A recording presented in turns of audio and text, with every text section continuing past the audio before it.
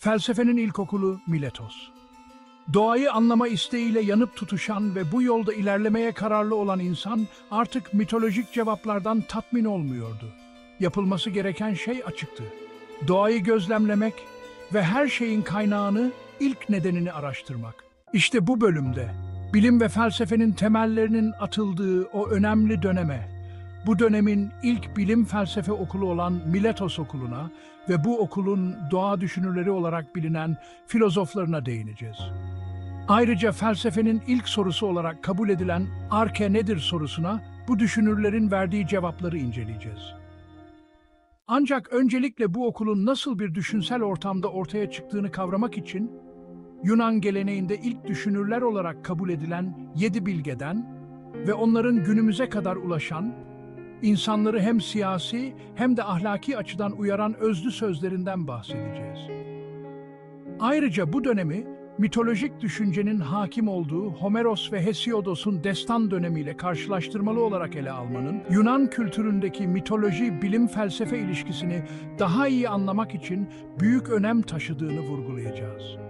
7 bilge ve Thales, mitolojik düşünceden yavaş yavaş sıyrılan ilk kişiler, bir Yunan kolonisi olan ve Anadolu'nun Ege kıyısında yer alan İonya'nın özellikle Miletos ve diğer şehirlerinde yetişen doğa düşünürleri veya ilk evren bilimcilerdi. Yaşadıkları dönem 19. yüzyıl bilim insanları tarafından felsefe tarihine Sokrates öncesi dönem olarak adlandırılmıştır.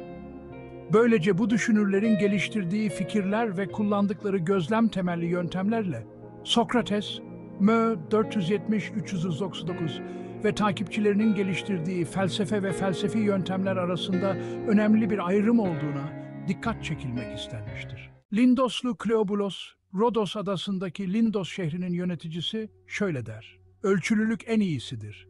Zihnini iyi şeylerle meşgul et. Düşüncesiz veya kaba olma. Kız çocuklarını da erkek çocukları gibi eğit. Spor yap. Konuşmaktansa dinlemeyi tercih et. İyiliğe dost, kötülüğe düşman ol. Adaletsizlikten kaçın. Hazlara kapılma. Asla şiddete başvurma. Kendine denk biriyle evlen. Çünkü karın senden üstün olursa akrabaları sana hükmeder. Zenginken kibirli olma, fakirleşirsen de kendini küçük görme. Kaderin cilvesine metanetle katlanmayı öğren. Senden daha yüksek mevkideki kişi efendindir, akraban değil." Atinalı Solon, Atina demokrasisini şekillendiren yasaları hazırlayan yasa koyucu şunları söyler: "Sözler davranışların aynasıdır. En güçlü ve kudretli olan yasaya uyan kişidir. Asla yalan söyleme. Önemli hedeflerin peşinden koş. Arkadaş edinirken acele etme, edindikten sonra da onları bırakma. Emir vermeden önce itaat etmeyi öğren. İyi öğütler vermeye çalış. Arkadaşının hoşuna gidenleri değil, aklını rehber edin. Kötü arkadaşlardan uzak dur. Tanrılara saygı göster, büyüklere hürmet et. Önemli işlerde herkesi memnun etmek mümkün değildir." Spartalı Kilon, Memo 6. yüzyılda yaşamış Spartalı bir siyasetçi, der ki, "Dilini tut, özellikle de resmi bir yemekte. Kimseyi tehdit etme. Kendini tanı. İyi gününden çok kötü gününde dostunun yanında ol. Düğününde abartıya kaçma. Yaşlılara saygı göster. Kendi iyiliğin için akıl danış. Haksız kazanç elde edeceğine kaybetmeyi göze al. Başkasının felaketine sevinme. Güçlüyken merhametli ol. Altının saflığı mihenkle, insanın iyiliği de kötülüğü de altınla sınanır. Dilin düşünceni aşmasın. Öfkeye hakim ol. İmkansız şeylerin peşinden koşma. Kanunlara uy. Ölüleri iyiliklerle an. Konuşurken el kol hareketi yapma, seni deli sanmasınlar. Sakinliğini koru. Ölülerinizi iyilikle anın." Miletoslu Thales, ilk filozof ve matematikçi şöyle der: "Var olanların en eskisi Tanrı'dır. Çünkü yaratılmamıştır." İşte bu özlü söz söyleme geleneğinin, yani pratik düşüncenin en önemli temsilcilerinden biri olan ve tarihçi Herodotos'a göre kökleri Fenikelilere dayanan Thales, Mısırlılardan öğrendiği matematik bilgisini de kullanarak evreni bir bütün olarak incelemeye koyuldu.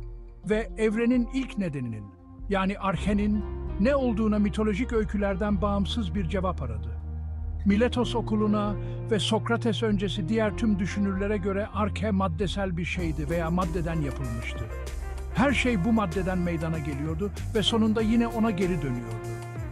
Bu süreçte o maddi varlık temel varlık olarak kalıyor, sadece şekil değiştiriyordu. Bu nedenle bu temel varlık tekti. İşte bu yüzden Miletos okuluna mensup düşünürlere monist görüşü savunan düşünürler denir. İşte bu monist düşünürlerin ilki olan Thales, bu maddi varlığın su olduğunu iddia etti. Ondan geriye kalan iki sözden birinde su her şeyin ilk ilkesidir yazılıydı. Çünkü Thales'e göre suda sonsuz bir yaşam gücü vardı ve tıpkı bir ağaç kütüğünün nehirde yüzdüğü gibi dünya da suyun üzerinde yüzüyordu. Aristoteles'e göre Thales'in her şeyin temelinde su olduğunu söylemesinin nedeni tüm canlıların ve bitkilerin yaşamak için suya ihtiyaç duymasıdır. Ya da varlıkların tohumunun ve besininin nemli olmasıdır. Nem, varlıkların yaşamını sürdürebilmesi için gereken ısıyı üretir ve korur. İşte bu nemin kaynağı da sudur. Ayrıca suyun doğası gereği katı, sıvı, buhar gibi farklı haller alabilmesi ve bu anlamda onun gibi başka hiçbir şeyin olmaması da önemlidir. Thales'ten geriye kalan ikinci söz ise şöyledir: her şey tanrılarla doludur. Bu söze göre Thales için doğada tanrısal olmayan, yani yaşam gücü olmayan hiçbir şey yoktur. Her şey canlıdır. Yani her şeyde yaşam gücü vardır. Örneğin mıknatıs taşı canlıdır çünkü demiri çekebilir. Her şeyin kaynağı suysa ve her şey sudan çıkmışsa o zaman su ilkesi bir tanrıdır. Yani yaşamsal güçtür. Thales aynı zamanda bir gökbilimciydi. Bir yılda 365 gün olduğunu göstermiş, yaz ve kış gün dönümlerini hesaplamıştı. Ama belki de en önemlisi 28.585 yılında gerçekleşen güneş tutulmasını önceden bilmesiydi. Çünkü bu bilgi daha sonra Batı düşünce tarihinde felsefe ve bilimi başlatan ilk bilgi olarak kabul edilecekti.